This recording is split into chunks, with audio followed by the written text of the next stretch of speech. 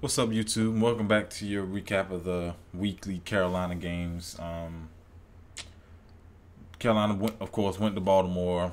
They got blown out 38-10, and I'm gonna go into the reasons why they got blown out. And if you watch the game, you really don't even have to watch this video. But I'm gonna go into the statistics. Start with the passing. I'm gonna start with Baltimore. Joe Flacco, 22 of 31, 327 yards, 3 touchdowns, was sacked 0 times and 0 interceptions.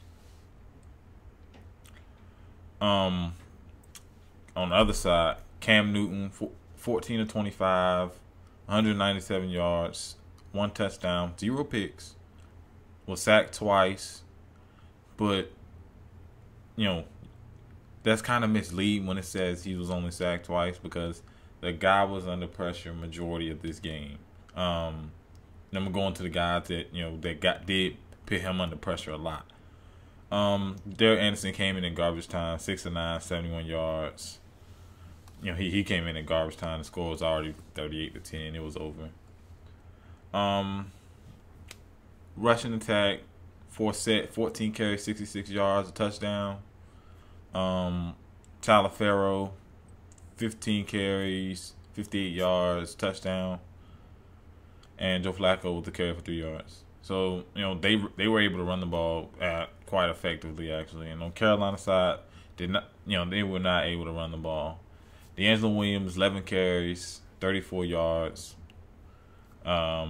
Reeves, 12 carries, 26 yards. And D'Angelo Williams got hurt in the second quarter, so Carolina's down 3 running backs.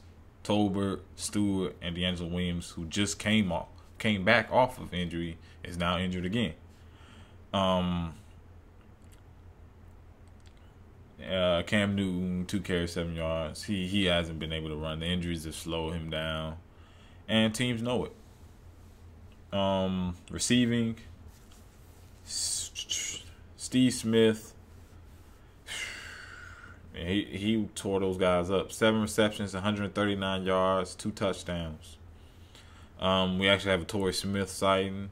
2 receptions, 53 yards, touchdown. Owen Daniels, 4 receptions, 43 yards. 3 receptions, 31. Brown, 3 receptions, 31. Aiken, 1 reception, 22. And I do not know how to pronounce his name, so I'm not going to even try. Carolina side, Jericho Cotchery, 5 receptions, 80 yards. He had a solid game. Kelvin Benjamin, 5 receptions, 76 yards, and a touchdown. He had the lone touchdown in this game for Carolina. Philly Brown, 2 receptions, 35. Greg Olsen, 2 receptions, 30. Not a great game from him. Jason Avant, 2 receptions, 24. And Burson, 1 reception, 12. And Reeves, 3 receptions, 11 yards. Jericho Cotchery actually stepped up this week, but it didn't matter because Carolina was not able to put together any good drives and or finish them off. Let's go into defensively. I'm going to do the key notable guys who made the biggest impact. C.J. Mosley probably made the biggest impact on that line. On the Baltimore defense. Dumerville got a lot of pressure. He had a 1.5 sack, and 3 QB hits.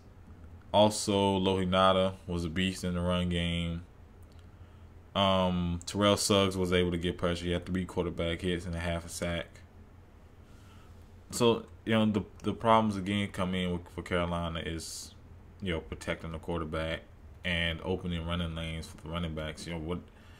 Whatever running back we have back there, and I'm pretty sure they're gonna pick up a running back off free agency because they need one really bad. On the Carolina side of things, Luke Kuechly, he did miss some tackles, but he still had a solid game. He had 12 tackles. Thomas Decout was okay. Didn't look really bad. Roman Harper, he missed some tackles. Secondary was garbage. Thomas Decout was the only guy who played decent, but he didn't make a huge impact. Let me see. Where's the corner? Ben Wickery played terrible. Antoine Cason, he was on Steve Smith for most of the game. He played terrible. Chase Blackburn was okay. K'Wan Short, average. Expected him to play a lot better. Starlo Tulele, average. These guys have not been able to get pressure. And let's see. Chandler, he didn't do anything. The one thing that gets me though is they didn't play. Name escapes my mind. Mario Addison. They didn't play him, and this is a guy who was one of the few guys the last couple of weeks to actually get some pressure on the QBs. The Lions game, he had 2.5 sacks when he was in there in limited snaps. So I don't know what they're doing, but if you're gonna put a guy in, he's not gonna get pressure. Put the guy who has shown that he can get pressure in there. Of course, there was no Thomas Davis. We know the whole Greg Hardy situation. He's not going to be there for the foreseeable future. And you can tell the team has been suffering without Greg Hardy. Without, of course, today without Thomas Davis. The team has some, they have some serious holes, and the injuries are just showing you. The injuries in offseason are just showing you why. Let's go.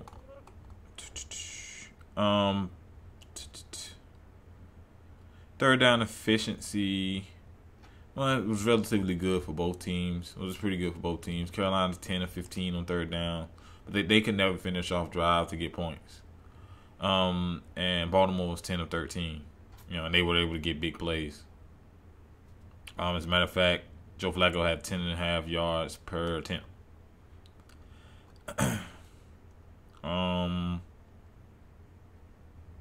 No interceptions.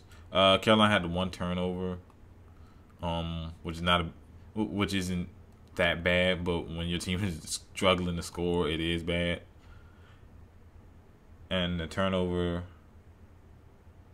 was by Poole. Thanks.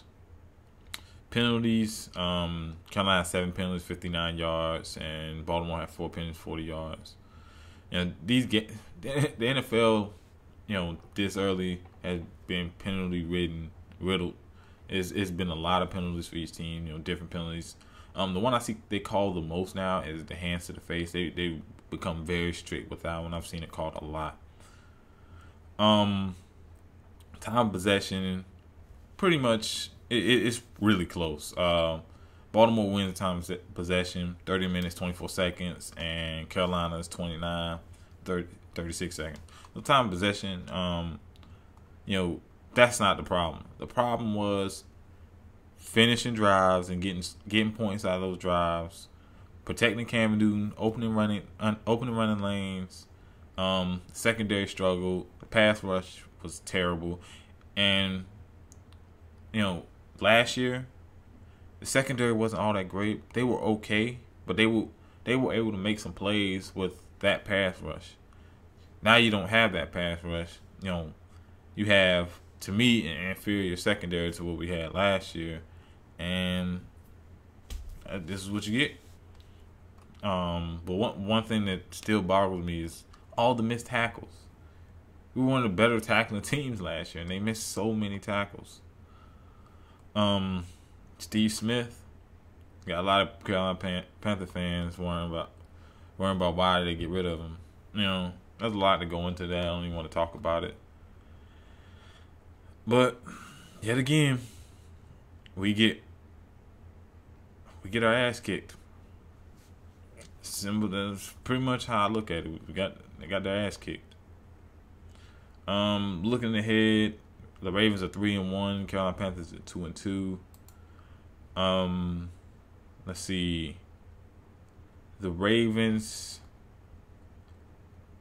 head to Indianapolis to play the Colts. Should be a good game. And Carolina, let me see. Let me make sure this is home and away. I know they play the Bears, but I'm not sure if it's away or home. Okay. The Bears head to Carolina. Then we have the Bengals after the Bears. So it doesn't get any easier with all these injuries to running backs. defenders, some big name defenders being gone. So it doesn't get any easier.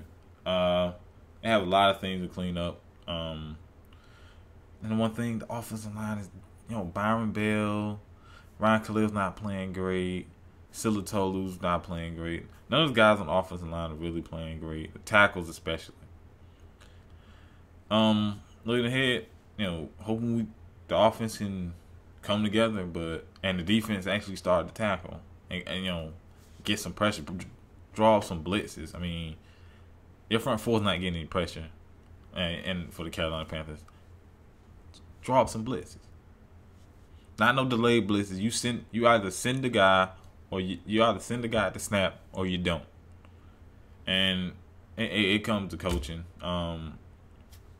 They have to make some serious adjustments if they want to be able to win, because they can't sit back and let teams' quarterbacks just sit back in the pocket, because the secondary has not been playing great. Let me know what you think down in the comment section. What did you think of this game? Everybody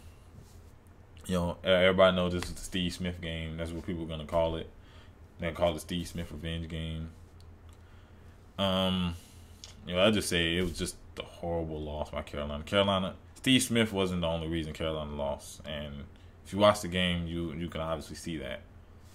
But let me know down in the comment section what you think. Of course, hit that thumbs up button and subscribe. Thanks for watching.